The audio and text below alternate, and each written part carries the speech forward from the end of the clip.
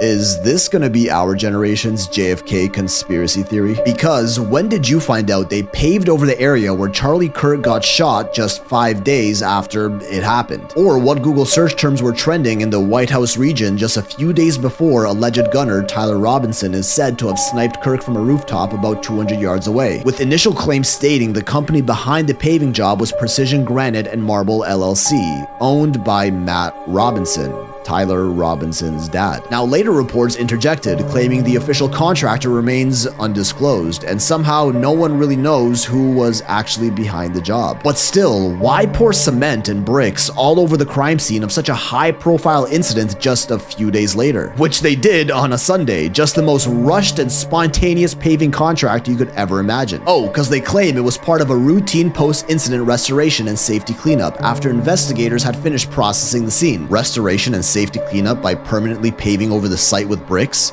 Right, I'm sure that's exactly what it was. Just like how searches for Tyler James Robinson, the full name of the main suspect behind the shooting, skyrocketed on September 12th when the police caught him. Which makes sense, everyone wanted to know who he was and were looking him up. But if you go back just a little bit on Google Trends, we see a small spike for this very specific name on September 9th, the day before it happened. And zooming in, we see that search spike just so happens to come out of the Washington, D.C. region, where, you know, the US government operates from. Kinda weird, don't you think? Because searches for the term Losi Center, which is the name of the campus building that Tyler shot from, also sees a totally random spike in search activity on September 8th. 2 days before it happened out of, you guessed it, the DC area. And again, we see the huge surge here after the rest of us found out where it happened. Or the search term Mauser 98, a fairly obscure vintage German bolt-action rifle from World War II that happened to be Robinson's very specific weapon of choice for the job, saw its own nothing to see here spike in search volume on August 27th, exactly 2 weeks before the incident. Once again, from the capital DC region of the United States. Not implying anything here, just showing you the Carfax. As a matter of fact, you can even look this up yourself to confirm. This is publicly available data on Google Trends after all. Oh wait, never mind, you actually can't, because when you search those terms within those time windows now, the data is gone. So now we get a divide. The conspiracy theorists are going to claim the government and Google is scrubbing the search data from the internet, rewriting reality, making it seem like it was never there to begin with, Ministry of Truth style. And the debunkers are just going to insist the search data was never even there in the first place, that all these images posted by multiple different accounts online are all fake and edited to spread a false narrative. But you know, they're definitely not trying to hide anything here. These are all just silly little coincidences, business as usual, and none of this is real. Which honestly, at this point, we can never actually know what even is real anymore.